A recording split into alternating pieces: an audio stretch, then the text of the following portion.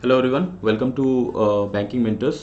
और आज हम लोग करेंगे रेशियो प्रपोर्शन का पार्ट 7, जिसमें करेंगे proportionality based questions. So before starting the class मैं थोड़ा सा टाइम आप लोगों का लेना चाहता हूं जस्ट बताने के लिए कि मेरी स्पेशल क्लासेस अनअकैडमी पे स्टार्ट होने वाली हैं, जो कि मैं मंडे से स्टार्ट करूंगा। और आपके पास जो टाइमिंग रहेगा इसका 9 AM to 10 AM। और मंडे मतलब 13th ऑफ अप्रैल से मेरी क्लासेस स्टार्ट हो रही हैं, 13 अप्रैल से। ठीक है, ये रेगुलर मंडे टू सैटरडे वाली क्लासेस रहेंगी। स्पेशल क्लास है फ्री फॉर ऑल। तो जितने लोगों ने अभी सब्सक्रिप्शन नहीं लिया हुआ है, आप लोग फ्री में क्लासेस को अटेंड कर सकते हैं। और इस कोर्स का नाम हमारे पास क्या रहेगा, that is 100 special DI session. तो हर दिन मैं 1 या 2 DI कराऊंगा। सुबह 9 से 10 बजे तक ये क्लासेस का टाइमिंग रहेगा। और अनअकैडमी का जितने भी लोग आप लोग अनलॉक कोड यूज़ करना चाहते हैं, तो अनलॉक कोड मेरे पास क्या है, दैट इज़ GRV लाइव। वो आप लोगों को दिख भी रहा होगा, ठीक है, टिकर्स में।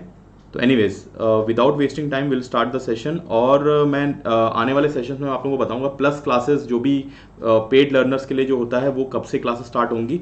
तो आप सभी लोग प्लीज़ जुड़ जाएं और स्पेशल क्लास बिल्कुल भी मिस नहीं करेंगे। बहुत ही इंपॉर्टेंट सेशन रहेगा 100 स्पेशल DI सेशंस का, जिसमें मैं प्री और मेंस के आपके पास DI कराऊंगा। स्टार्टिंग में प्री की DI होगी, फिर आगे चल के मेंस की DI में कराऊंगा। ठीक है, अब आते हैं पार्ट 7 रेशियो प्रपोर्शन। ठीक है, अब इसमें मैं चीज़ बता देता हूँ कि मैंने क्या क्या चीज़ें करा दिया है। तो जैसे कि पिछले लास्ट वीडियो में मैंने बताया था कि जनरल टाइप एक वीडियो मैंने बनाया था, इनकम एक्सपेंडिचर बेस्ड मैंने 5 वीडियो बनाया है, कॉइन्स बेस्ड मैंने 1 वीडियो बनाया, मतलब टोटल 7 वीडियोस हो चुके हैं। आज हम लोग इसको एक वीडियो में खत्म करेंगे, 8 वीडियो टोटल हमारे पास इतना आ जाएगा। फिर हम लोग मिसलेनियस क्वेश्चंस पे चलेंगे। एनीवेज, अब टॉपिक का नाम है प्रोपोर्शनैलिटी। What is proportionality? तो सबसे पहली चीज समझेंगे हम लोग डायरेक्टली प्रोपोर्शनल क्या होता है। What is directly proportional?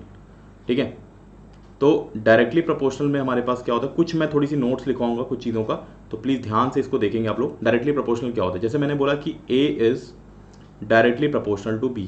अब सब लोग जानते होंगे कि जैसे इसका मतलब होता है कि अगर A बढ़ेगा तो B भी बढ़ेगा, अगर A घटेगा तो B भी घटेगा। ठीक है, जो चेंजेस A में आएगा वही चेंजेस B में आएगा। ठीक है, अच्छा, अब इसको कैसे लिख सकते हैं कि जैसे हम लोग प्रोपोर्शनैलिटी साइन हटाएंगे तो इक्वल्स टू साइन लगाया मैंने, और एक कांस्टेंट वैल्यू का इस्तेमाल करना पड़ता है इसको लगाने के लिए, और मल्टीप्लाइड बाई B। तो K मेरे पास क्या होता है, K is a constant value.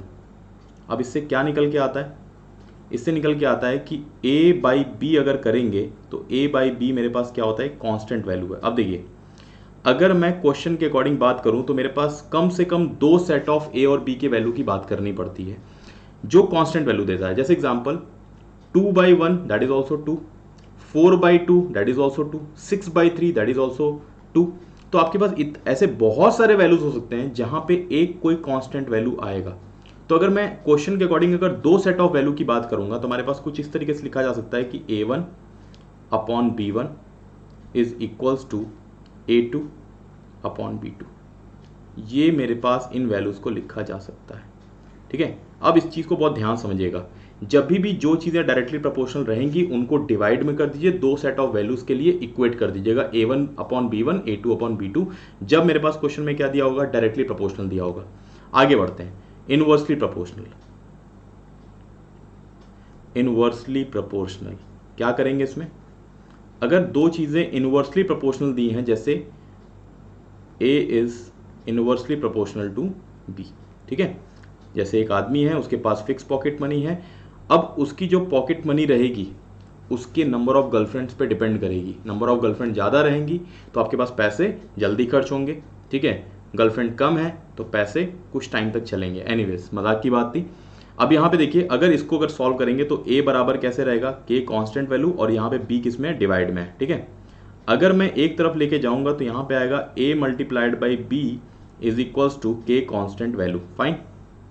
अब देखिए, अगर यहां पे 2 सेट ऑफ वैल्यू की बात करेंगे तो क्या होगा कि A1 B1 is equals to A2 B2। तो कहने का मतलब सिंपल सा है, जिसको आप लोग सामने स्क्रीन पे देख सकते हैं कि हमारे पास जब भी प्रोपोर्शनैलिटी दिया रहेगा, डायरेक्टली दिया हुआ है, तो डिवाइड करके 2 सेट ऑफ वैल्यू के लिए रख दो। इनवर्सली प्रोपोर्शनल दिया हुआ है तो 2 सेट ऑफ वैल्यू को मल्टीप्लाई करके रख दीजिए, दैट्स इट। जो भी चीजें डायरेक्टली प्रोपोर्शनल है डिवाइड में आ जाएंगी, जो भी चीजें इनवर्सली प्रोपोर्शनल है वो मल्टीप्लाई में आ जाएंगी। ये 2 सेट हमारे पास बनता है। अब एक क्वेश्चन लेते हैं, बहुत ही कॉमन क्वेश्चन हर किताब में मिलेगा। यहाँ पे क्या दिया हुआ है, a is inversely proportional to the cube of b, a is inversely proportional to the cube of b। अगर इनवर्सली प्रोपोर्शनल है तो हमारे पास क्या बनेगा, मल्टीप्लाई हो जाएगा, यानी एक बनेगा a1 b1 का cube is equals to a2 और b2 का क्यूब। ठीक है, यहां पे ये दो सेट ऑफ वैल्यूज हो गया। अब एक बार क्या दिया हुआ है कि a का वैल्यू 3 है तो b का वैल्यू 2 है, ये पहले सेट ऑफ वैल्यू के लिए है, तो यहां पे पुट कर दीजिए a का वैल्यू 3 है मल्टीप्लाइड बाई b का वैल्यू 2 है तो 2 cube is equals to a2 का वैल्यू हमारे पास कितना है 8/9, यहाँ पे 8/9 is equals two multiplied by यहाँ पे बनेगा b2 का क्यूब, 8 से देखिए ये 2 क्यूब चला गया। अब b2 क्यूब का वैल्यू कितना बना, b2 क्यूब का वैल्यू बन रहा है 9 3 दैट इज कितना 27। अब सबको पता है कि 27 किसका क्यूब होता है, 3 का क्यूब होता है, तो जो b2 का वैल्यू निकल के आया वो कितना आया हमारे पास, दैट इज 3, और जो मेरे से क्वेश्चन में पूछा हुआ है। ठीक है, फाइन। तो देखिए बहुत जल्दी आप लोग बना सकते हैं और डायरेक्टली आप लोग यहाँ पे स्टेप पे चलेंगे, यहाँ पे चाहे इस स्टेप से स्टार्ट करेंगे। ठीक है, हम लोग बिल्कुल भी ट्रेडिशनल तरीके से नहीं जाएंगे, एक बार मैंने इसीलिए बता दिया आप लोगों को किस तरीके से डायरेक्टली और इनवर्सली प्रोपोर्शनल काम करता है। ठीक है, ओके। अब आते हैं बहुत ही इंपॉर्टेंट सवाल पे, क्या बोल रहा है इस क्वेश्चन में, the price of gold is directly proportional to the square of its weight. जो गोल्ड का प्राइस है that is directly proportional to the square of its weight. Fine. इसके बाद क्या दिया हुआ है कि मान लीजिए एक सोने का टुकड़ा टूट जाता है, किस रेशियो में, 5 4 3 रेशियो में। मैं इसको ऐसे बनाता हूँ कि एक टुकड़ा 5 यूनिट का है वेट, एक इसका 4 यूनिट है और एक इसका हिस्सा 3 यूनिट है। तो आप देखिए इसका कितना बनेगा, मान लीजिए ये 5 ग्राम का है, सपोज कर लीजिए ये 4 ग्राम का है और ये 3 ग्राम का है। तो जब टूटा होगा, जब टूटने से पहले इसका जो टोटल वेट रहा होगा वो कितना रहा होगा, 5 4 3 मिलाकर टोटल वेट कितना रहा होगा, दैट इज 12 यूनिट्स, 5 4 9 और 9 3 कितना 12 यूनिट। मतलब पहले मान लीजिए 12 ग्राम का सोना था जो टूट कर 5 ग्राम अलग बिखर गया, 4 ग्राम अलग बिखर गया, 3 ग्राम अलग बिखर गया। ठीक है, और मुझे पता है कि price is directly proportional to weight का स्क्वायर। अब मैं दूसरे पेन से लिखता हूं, देखिए ध्यान से, अगर मैं इस 12 ग्राम की बात करूं, मान लीजिए कि ये हमारे पास अगर एक सिंगल सोने का टुकड़ा होता जिसको अगर मैं सेल आउट कर रहा होता, तो अगर 12 का स्क्वायर करूंगा तो 12 का स्क्वायर कितना बनेगा 144, मतलब अल्टीमेटली ये 144 यूनिट्स में बिकना चाहिए था, 144 रुपीज में बिकना चाहिए था। अब लेकिन क्या होगा, टूटने के बाद ये टुकड़ा अलग बिकेगा, ये टुकड़ा अलग बिकेगा और ये टुकड़ा अलग बिकेगा। 5 ग्राम वाला कितने में बिकेगा 25 रुपए में, 4 ग्राम वाला कितने में बिकेगा 16 रुपए में और 3 ग्राम वाला कितने में बिकेगा 9 रुपए में। तो वेट का स्क्वायर कर दिया, मेरे पास प्राइस आ गया 25 16 9।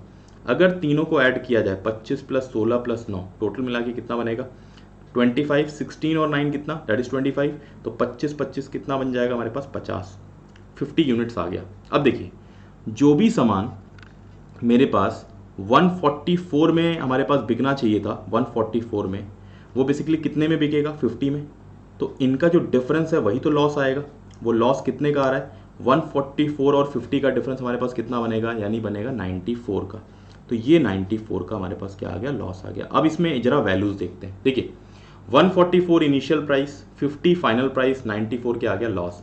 मेरे पास लॉस का वैल्यू दिया हुआ है 1880, मतलब 94 यूनिट्स का जो वैल्यू है, 94 यूनिट्स का जो वैल्यू है वो हमारे पास कितने के बराबर है 1880 के बराबर है। और 1880 वो हमारे पास क्या बनेगा 94 का डबल, यानी 1 यूनिट कितने के बराबर बनेगा, 1 यूनिट जो आएगा ये 200 के बराबर आएगा। अब निकालना क्या है, इनिशियल प्राइस ऑफ गोल्ड यानी 144। तो ये बन जाएगा कितना 144 मल्टीप्लाइड बाई 200 इक्वल्स टू कितना 28800। ये मेरे पास 28,800 रुपए ये मेरे पास इसका आंसर बनेगा, जो कि इनिशियल प्राइस ऑफ गोल्ड निकल गया। ठीक है, अगला पार्ट देखिए बहुत ही इंपॉर्टेंट क्वेश्चन है। इसमें क्या हो रहा है, जो ब्रेक डाउन हो रहा है वो 2 बार हो रहा है। क्वेश्चन को एक बार पढ़ देता हूं। The cost of diamond is directly proportional to the square of its weight. The diamond is broken into 3 pieces whose weight are in the ratio 9:1। Fine. तो देखिए पहला पार्ट 9, सेकेंड पार्ट 2 और थर्ड पार्ट कितना 1। ठीक है। तो initially हमारे पास कितना टोटल वेट रहा होगा, यहाँ पर भी 12 आएगा। इनिशियली 12 ग्राम का मान लीजिए एक डायमंड का टुकड़ा रहा था। अगर बोल रहा है कि अगर एक बार और टूट जाए, अगर यहाँ पे 7-3-2 रेशियो में, ठीक है, तो मैं एक बार और लिखता हूँ 7, 3 और 2, ठीक है, 7, 3 और यहाँ पे 2। अब ध्यान से देखिएगा, मान लीजिए 9-1 है और फिर फर्दर 7-3-2 रेशियो में अगर टूट जाए तो अल्टीमेटली एक चीज बताइए, यहाँ पे जो सम बनेगा और यहाँ पे जो सम बनेगा दोनों जगह पे कितना बनेगा, 9, 2, 11, 1, 12, 7, 3, 10, 2, 12, दोनों जगह पे 12-12 यूनिट्स आ रहा है। 12 यहाँ पर भी है, 12 यहाँ पर भी है, राइट। 12 इधर दोनों जगह पे आ रहा है, फाइन। अगर 12 दोनों जगह पे आ रहा है तो यहाँ पर भी 12 है। अगर ध्यान रखिएगा कि ये जो सम है तीनों का, अगर ये कुछ ऐसा यूनिट आता जो इसके बराबर, यहाँ के सम के बराबर नहीं होता, तो पहले हम लोग सम को बराबर करते, क्योंकि अल्टीमेटली इसी 12 ग्राम से टूट के तो ये वाला रेशियो, चाहे ये वाला रेशियो बन रहा है, ठीक है, वही तो टूट रहा है। तो anyways sum should be same, तो सम ऑलरेडी सेम दिया हुआ है, नहीं देता तो पहले सम को सेम बनाते, ठीक है। अच्छा, 12 ग्राम का सामान कितने में बिकेगा, क्योंकि price is directly proportional to square of its weight. देखिए कई क्वेश्चन मैंने देखे जहां पे क्यूब बोला हुआ है, पावर 4 बोल दिया, यहां तक भी सवाल है, तो जैसा बोला रहेगा क्यूब बोलेगा क्यूब कर दीजिएगा, स्क्वायर बोला है स्क्वायर कर दिया, पावर 4 बोलेगा पावर 4 कर देंगे। तो 12 का स्क्वायर कितना, 144, 144 में बिकना चाहिए था। अगर मैं यहाँ पे 9 का स्क्वायर करूं तो 9 का स्क्वायर कितना बनेगा, 81 बनेगा। 2 का स्क्वायर किया जाए कितना बनेगा, 4 बनेगा। 1 का स्क्वायर किया जाए कितना बनेगा, 1 बनेगा। तो 81 + 4 + 1 इक्वल्स टू कितना बनेगा, 81 + 4 + 1 दैट इज कितना, 86। मतलब अगर ऐसा रहता तो 144 का सामान 86 रुपीज में बिकता। अगर यहाँ पे देखेंगे 7 का स्क्वायर कितना, 49, 3 का स्क्वायर कितना, 9 और 2 का स्क्वायर कितना, 4। अभी मेरे पास प्राइस कितना बन रहा है, 49 और 9 कितना, 58, 58 और 4 कितना, 62। देखिए जो यहाँ पे ये फाइनल प्राइस बना, ये बीच का प्राइस था और ये मेरे पास इनिशियल प्राइस, फाइन। अब देखिए जो यहाँ पे आ रहा है डिफरेंस, जो यहाँ पे डिफरेंस आ रहा है, ये मेरे पास पहला वाला लॉस है, लॉस 1 है, और यहाँ पे जो आ रहा है ये लॉस 2, ये फर्दर वाला लॉस है। तो जो हमारे पास यहाँ पे दिया हुआ है 4480, ये फर्दर लॉस की बात बोला हुआ है, मतलब लॉस 2 की बात किया हुआ है। 86 और 62 का जो हमारे पास डिफरेंस आएगा वो कितने के बराबर आएगा, 24 यूनिट के बराबर आएगा। और 24 यूनिट कितने के बराबर आएगा, दैट इज 4480 के बराबर आएगा। तो 24 यूनिट 4480 के बराबर आ गया। क्या निकालना है, इनिशियल प्राइस ऑफ डायमंड।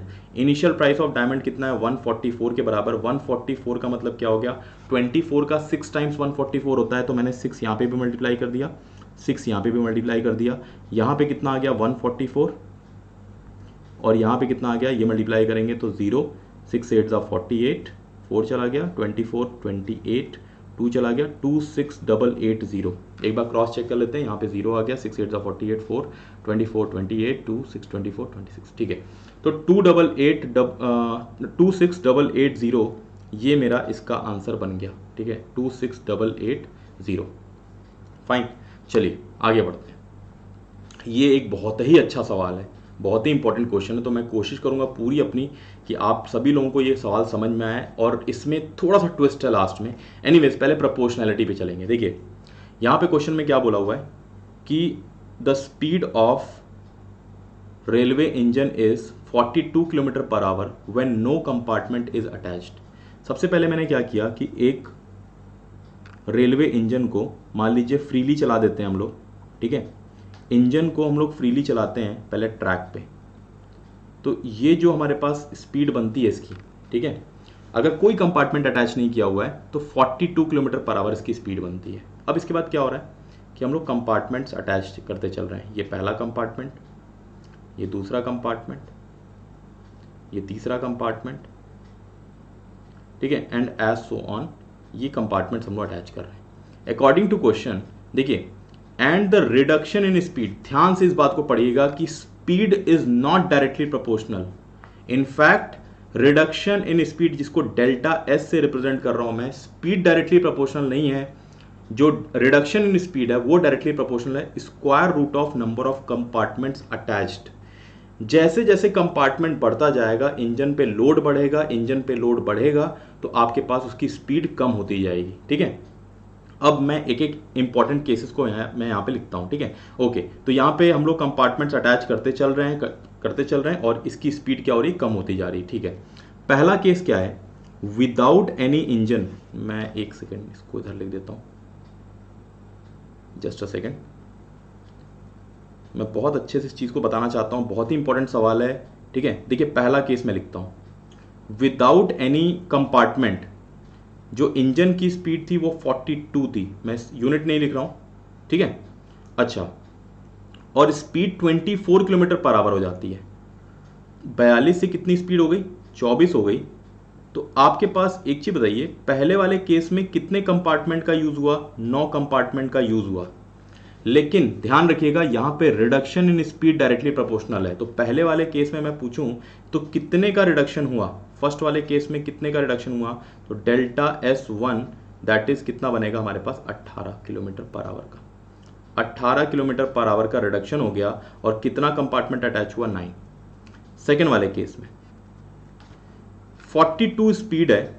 अब देखिए यहां पे क्या बोल रहा है, find the maximum number of compartments, ठीक है, that can be attach to the engine to make the train just move. Just move करना है, मतलब स्टॉप नहीं होना चाहिए। अब देखिए जस्ट मूव का मतलब क्या होता है ना, स्पीड जो रहेगी वो बहुत क्लोज टू जीरो रहेगी, tending to zero but not exactly zero. अब मैंने कहा any speed that is tending to zero और very close to zero, what would be the specific speed, वो स्पेसिफिक स्पीड आप नहीं बता सकते। तो आप एक काम करिए, थोड़ी देर के लिए स्पीड को जीरो मान लीजिए कि ट्रेन को हमने रेस्ट पे करा दिया, ठीक। सेकंड केस को बहुत ध्यान से, विदाउट एनी कंपार्टमेंट इंजन की स्पीड 42 थी, मैंने इस ट्रेन को स्टॉप करा दिया, जो कि क्वेश्चन में बोला है जस्ट मूव कराने को, तो मैं इसको लास्ट में कुछ चेंजेस ले आऊंगा, ठीक है। Okay fine. तो एनीवेज यहां पे रिडक्शन कितने का होगा, यहां पे पूरे का रिडक्शन होगा, डेल्टा S2 जो रहेगा वो पूरा 42 का ही आएगा, ठीक है। अब कितने कंपार्टमेंट का यूज आएगा, मान लीजिए N2 कंपार्टमेंट का यूज आएगा। अब थोड़ा सा हम लोग प्रोपोर्शनैलिटी के हिसाब से चलेंगे और ध्यान से एक एक पॉइंट को समझेंगे। मैं एक तरफ लिखूंगा डेल्टा S और एक तरफ लिखूंगा स्क्वायर रूट ऑफ n, क्योंकि यही चीज डायरेक्टली प्रोपोर्शनल है। Reduction in speed is directly proportional to square root of n, n is what, number of compartments, okay. तो आप देखिए यहाँ पे ध्यान से, पहले वाले केस में कितना रिडक्शन है, 18 का, मैंने 18 लिख लिया। 18 किलोमीटर पर आवर का रिडक्शन है,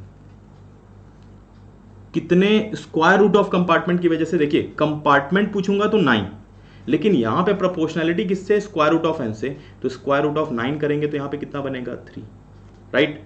तो 18 kilometre per hour directly proportional किसके रहेगा, 3 के रहेगा। पहले वाले केस में कितने का रिडक्शन, 18, लेकिन यहां पे यूज करना है स्क्वायर रूट ऑफ n, तो 9 का स्क्वायर रूट कितना बनेगा, 3 बनेगा। तो 1 किलोमीटर पर आवर का जो रिडक्शन आएगा वो कितने की वजह से आएगा, दैट इज ऑफ 3/18, 3/18 कितना बनेगा, 1/6 बन गया, ठीक है। स्क्वायर रूट ऑफ n की वैल्यू ये निकली है 1/6, ओके। लेकिन सेकंड वाले केस में, जिस केस में हमें निकालना है, वहां पे रिडक्शन ऑफ स्पीड कितना हो रहा है, 42 कंप्लीट का हो रहा है।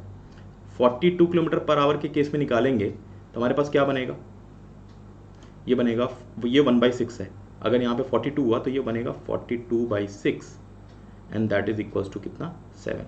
अब ध्यान से एक एक चीज को समझिएगा कि जो स्क्वायर रूट ऑफ 7 हमारे पास आएगा, तो सॉरी 7 जो वैल्यू आई है वो basically square root of n की वैल्यू आई है। यहाँ पे हम लोग यहाँ पे n नहीं पुट कर रहे हैं या n नहीं निकाल रहे हैं, हम लोग स्क्वायर रूट ऑफ n निकाला है हमने।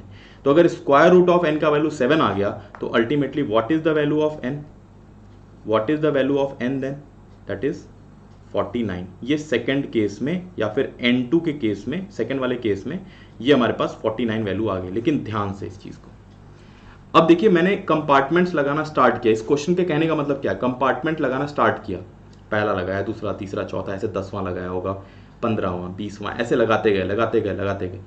49th कंपार्टमेंट जब लगाया मैंने, 49th कंपार्टमेंट, तो ट्रेन की स्पीड क्या हो गई, 0 हो गई। अगर ट्रेन को जस्ट मूव कराना है, हल्का ही मूव कराना है, 49th कंपार्टमेंट में ट्रेन आपके पास रुक गई तो ट्रेन हो गई स्पीड उसकी 0, लेकिन मुझे जस्ट मूव कराना है तो मैक्सिमम कितने कंपार्टमेंट का यूज किया जा सकता है। तो इस क्वेश्चन का आंसर 49 नहीं होगा। ध्यान से, पहले मैं इसको पहले मार्क करके लिख देता हूं कि भैया इस सवाल का उत्तर 49 नहीं है। इस सवाल का आंसर जो भी मैंने निकाला है यहाँ पे इससे एक कम करना पड़ेगा 48, 48th कंपार्टमेंट लगाएंगे मैक्सिमम, तब तक ट्रेन मूव करती रहेगी। जैसे ही 49th कंपार्टमेंट आपने लगाया ट्रेन रुक जाएगी, ट्रेन मूव कर ही नहीं पाएगी। हम 50वें कंपार्टमेंट 51वें कंपार्टमेंट की बात करेंगे नहीं। 48 कंपार्टमेंट में ट्रेन जस्ट मूव कर रही, 49th में ट्रेन स्टॉप कर चुकी है। ठीक है, तो बहुत ही अच्छे से इस सवाल को देखिएगा। ये पूरा आज जो भी रेशियो प्रोपोर्शन आपने पढ़ा हुआ है, ये सबसे इंपॉर्टेंट टाइप है जहां पे आप लोगों को थोड़ा सा स्टॉप करके मेरी एक बात को समझना है। ठीक है, ओके, अब सवाल में बदलते हैं जरा। एक और चीज, जब भी याद रखिएगा ट्रेन को जस्ट मूव कराएगा तो यहां पे बोलेगा मैक्सिमम कंपार्टमेंट का। अगले सवाल में थोड़ी सी चेंज होगा। ठीक है, देखिए मैं यहां पे पहले केस बना देता हूं। केस क्या है मेरे पास, an engine can move at the speed of 20/3 meter पर सेकेंड विदाउट एनी वैगन, मतलब वही compartment attached. The reduction in speed is directly proportional to square root of the number of compartments, वही delta S is directly proportional to square root of N. ठीक है, मैं पहले cases बनाता हूँ। First case, कितनी स्पीड है starting में, 20/3 मीटर पर सेकेंड। स्पीड कितनी हो जाती है, 50/9 मीटर पर सेकेंड। ध्यान से देखिएगा, 50/9 मीटर पर सेकेंड इसकी स्पीड हो गई, और पहले स्पीड कितनी थी, 20/3। क्या मैं 20/3 को ऊपर नीचे 3 मल्टीप्लाई कर दूं तो क्या 60/9 मीटर पर सेकेंड नहीं बनेगा, बिल्कुल बनेगा। यहां पे आ गया कितना, 60/9 मीटर पर सेकेंड। 20/3 को मैंने 60/9 लिख लिया। अब देखिए कि यहां पे जो रिडक्शन आया, पहले वाले केस में जो रिडक्शन आया डेल्टा S1, वो कितना बनेगा, 10/9 मीटर पर सेकेंड। और यहां पे जो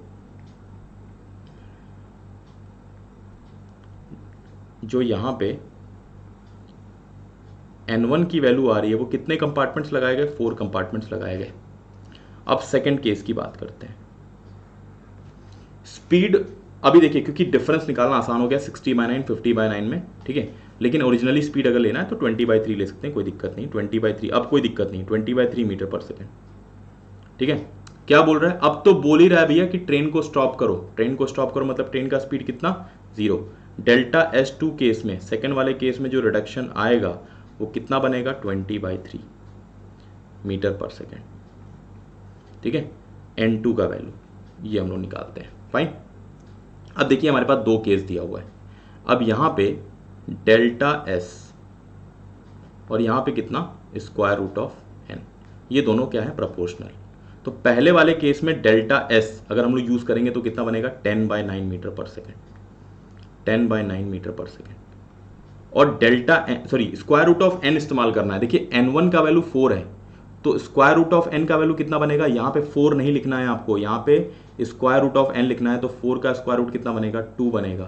तो आप देखिए 1 मीटर पर सेकेंड अगर मैं करूंगा तो 1 मीटर पर सेकेंड का रिडक्शन कितने कंपार्टमेंट्स के स्क्वायर रूट की वजह से होगा, 2 डिवाइड बाई 10/9 से डिवाइड करेंगे, 10 डिवाइड में हो गया, 9 मल्टीप्लाई में चला गया, तो 2 से कैंसिल आउट करेंगे, ये बन गया 9/5। ठीक है, स्क्वायर रूट ऑफ n की वैल्यू 9/5 आ रही है जब 1 मीटर पर सेकेंड का रिडक्शन हो रहा है।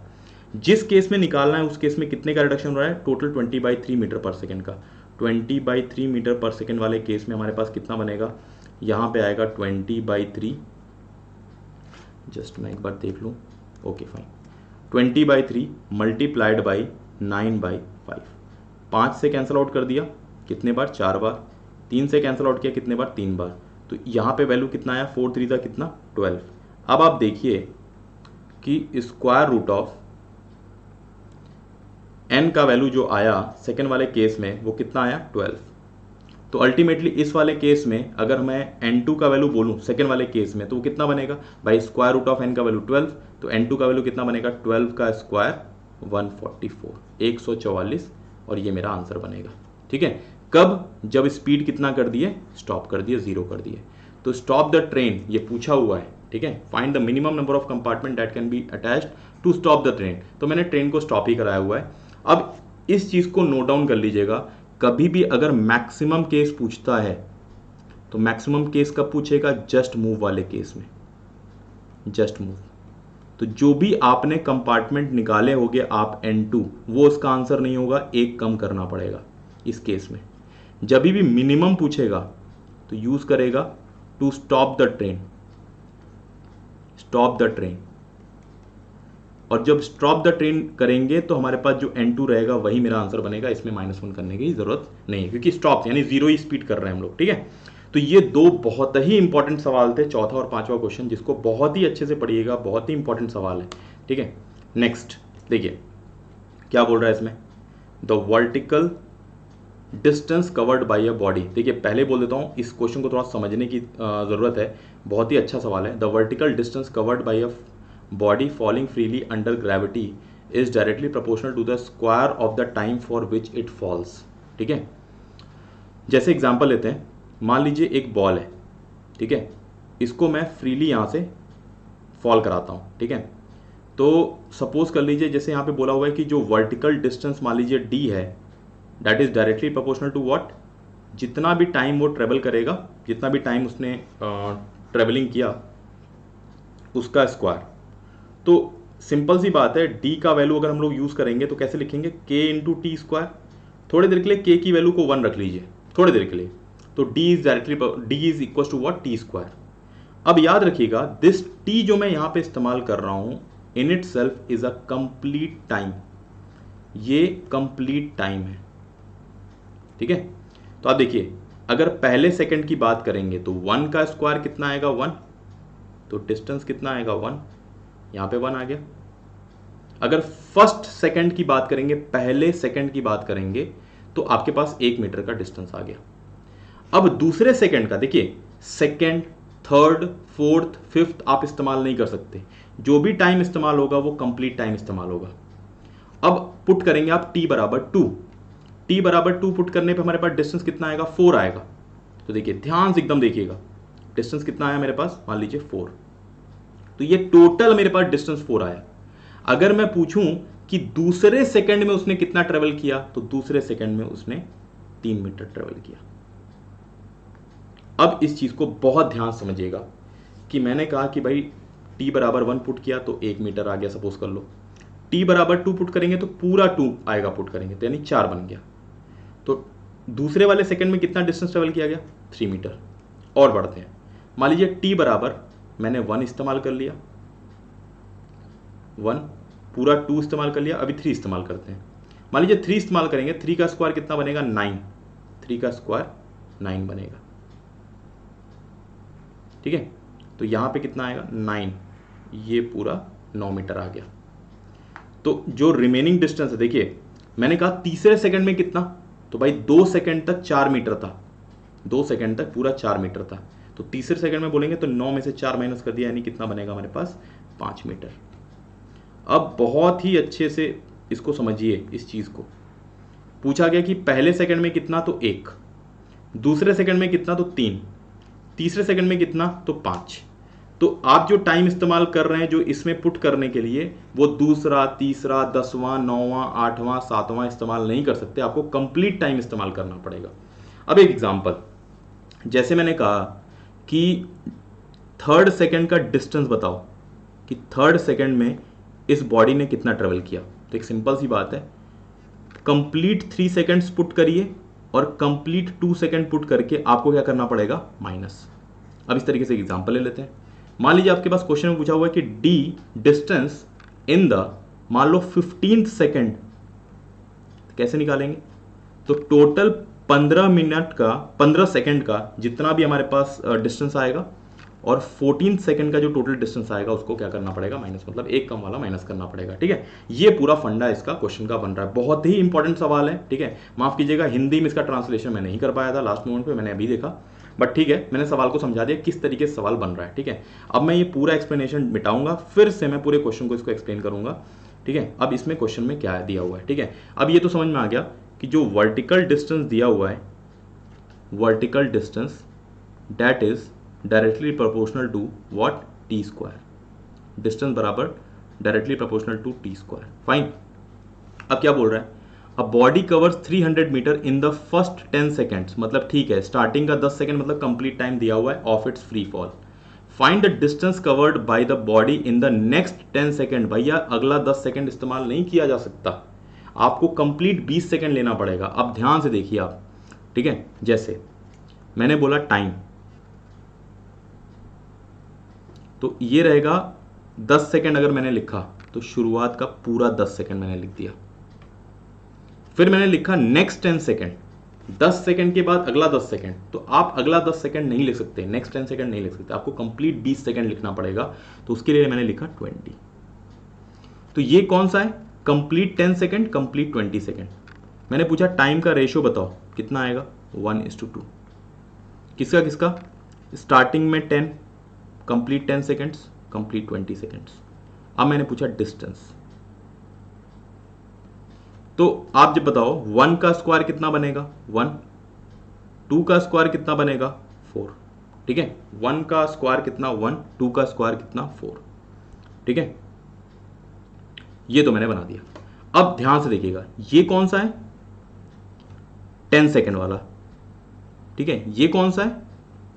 पूरा 20 सेकंड वाला। ठीक है, स्टार्टिंग से ही।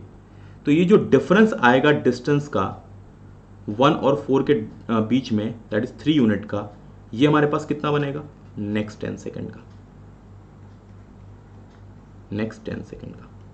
ठीक है, अब देखिए जो 300 मीटर हमारे पास डिस्टेंस दिया हुआ है वो कब का दिया हुआ है? फर्स्ट 10 सेकंड का दिया हुआ है, मतलब अल्टीमेटली 1 यूनिट की वैल्यू दिया हुआ है। तो 1 यूनिट का वैल्यू कितना है मेरे पास? 300 मीटर।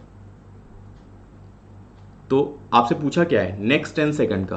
अगर 20 सेकंड कंप्लीट पूछता तो 4 निकालते, अगर नेक्स्ट 10 सेकंड पूछा हुआ है तो 3 निकाल दीजिए। और 3 का वैल्यू कितना आएगा? 1 का वैल्यू 300 मीटर, तो 3 का वैल्यू कितना? 900 metre. And that's my answer to the question. ये मेरे इस क्वेश्चन का आंसर बना। ठीक है, तो आई होप ये चीज समझ में आ गई होगी। इसका बी पार्ट भी इंपॉर्टेंट है, बेस पार्ट वही सेम है कि distance, vertical distance is directly proportional to T square, और जो टाइम लेंगे हम लोग कंप्लीट टाइम लेंगे। अब ध्यान से इस बात को समझिएगा। A body fell 95 metre in the what time? 10th second. अब ध्यान से देखना भाई, 10th सेकंड कैसे लिखोगे आप, 10वां सेकंड कैसे लिखोगे? ठीक है, तो सिंपल सी बात है, हम लोग टाइम लिखेंगे।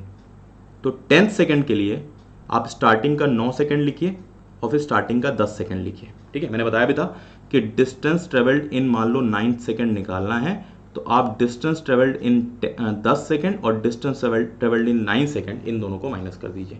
तो ये कंप्लीट हमारे पास क्या बन गया? 9 सेकंड और 10 सेकंड। ठीक है, तो टाइम का रेशियो तो ये बन गया। तो डिस्टेंस का हमारे पास रेशियो कितना बनेगा? जो भी टाइम है उसका स्क्वायर करो, कंप्लीट टाइम। ये शुरुआत का 9 सेकंड है, कंप्लीट 9 सेकंड है, 9 का स्क्वायर 81, 10 का स्क्वायर कितना हमारे पास? 100। तो ये जो 81 है ये 9 सेकंड का है, ये जो 100 है ये 10 सेकंड का है। तो जो डिफरेंस है वो कितना बनेगा? 19 यूनिट्स का। अब ये जो 19 यूनिट है ये कितना बनेगा? 95 मीटर। 1 यूनिट कितने के बराबर? 5 मीटर के बराबर। 1 यूनिट 5 मीटर के बराबर। Find the distance it fail in the 14th second. ठीक है, 1 यूनिट का वैल्यू 5 मीटर है और टाइम 14 सेकंड कैसे निकालेंगे? फिर से वही वाली बात कि टाइम बराबर 14 सेकंड अगर हमें निकालना है, डिस्टेंस ट्रेवल्ड इन 14 सेकंड, तो distance travelled in 14 second and distance travelled in 13 second, इसको माइनस करना पड़ेगा। तो मैंने टाइम किस तरीके से लेंगे? 13 सेकंड कंप्लीट और 14 सेकंड कंप्लीट। फिर मैं बात करता हूं डिस्टेंस की। 13 का स्क्वायर 169, 14 का स्क्वायर 196।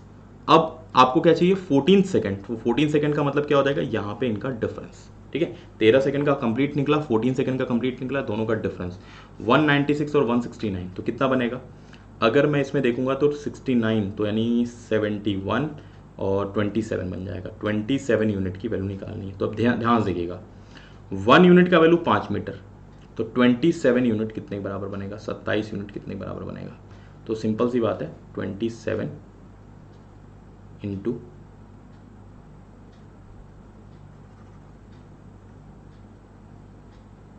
ठीक है, तो डिस्टेंस आपको किस में निकालना है? दैट इज 14 सेकंड में। कितना बनेगा? 27 मल्टीप्लाइड बाय 5, यानी कितना बनेगा? 135 मीटर। ठीक है, ये मेरे पास का आंसर बन गया। 14 सेकंड में डिस्टेंस कितना आ गया। आई सपोज कि आप लोगों को समझ में आया होगा। बहुत ही बढ़िया सवाल आपके पास कराए गए हैं। और देखिए जितने भी लोग, आप सभी लोग, जस्ट अ सेकंड,